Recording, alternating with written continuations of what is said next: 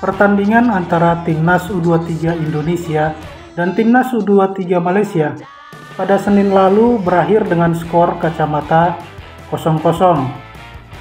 Hasil yang mungkin mengecewakan bagi sebagian supporter, akan tetapi sesungguhnya mengandung banyak catatan penting.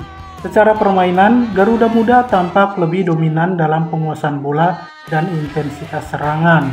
Namun, dominasi itu tak cukup berarti ketika penyelesaian akhir masih tumpul. Beberapa peluang emas justru terbuang sia-sia, bukan karena tekanan lawan, tapi karena kurangnya ketenangan di momen krusial. Pada pertandingan tersebut, ada yang menjadi pusat perhatian. Pelatih kepala senior Timnas Indonesia, Patrick Kluivert, Alex Pastoor, bahkan Marcelino Ferdinand hadir menonton laga tersebut. Timnas U23 Malaysia datang dengan pendekatan yang lebih pragmatis. Mereka terlihat nyaman bermain defensif, memperlambat tempo, dan sesekali mengandalkan serangan balik. Meski minim serangan berbahaya, mereka berhasil membuat frustrasi lini depan Indonesia. Bahkan mereka juga menciptakan beberapa peluang yang berbahaya ketika set piece tendangan keras yang membuat kiper Timnas Indonesia Cahya Supriyadi terbang untuk menepis bola. Atau bisa dibilang, mereka menang dalam perang mental meski tidak dalam skor. Yang cukup menyita perhatian adalah Timnas Indonesia masih kurang menciptakan kreativitas saat membongkar pertahanan parkir bus Malaysia, dan masih minim variasi serangan yang dilakukan Timnas Indonesia. Masih terlalu sering mengandalkan sayap, tapi tanpa opsi lain saat ruang tertutup. Tapi mungkin itulah strategi yang diinginkan oleh Coach Gerard Vandenberg. Tapi dari visual pertandingan tersebut menunjukkan bahwa chemistry dan kreativitas di lini tengah masih perlu diasah. Apakah tanpa hadirnya Akan Fikri, sehingga lini tengah kurang maksimal?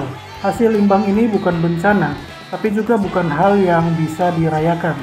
Ini jadi alarm bahwa dominasi saja tidak cukup. Ketajaman dan efisiensi adalah kunci di turnamen singkat seperti ini.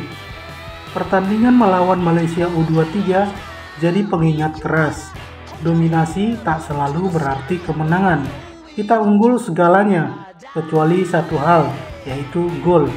Peluang datang silih berganti, tapi tak ada yang benar-benar jadi ancaman nyata.